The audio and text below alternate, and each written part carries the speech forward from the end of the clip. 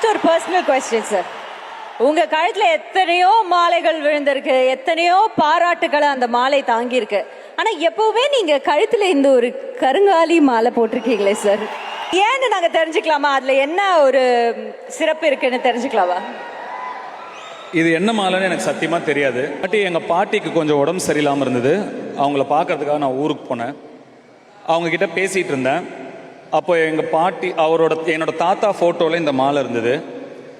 என் பாட்டிக்கிட்ட கேட்டேன், நீ இதை வாங்கி போட்டிருக்கியா இல்லை இது தாத்தாவோட மாலையான்னு கேட்டேன்.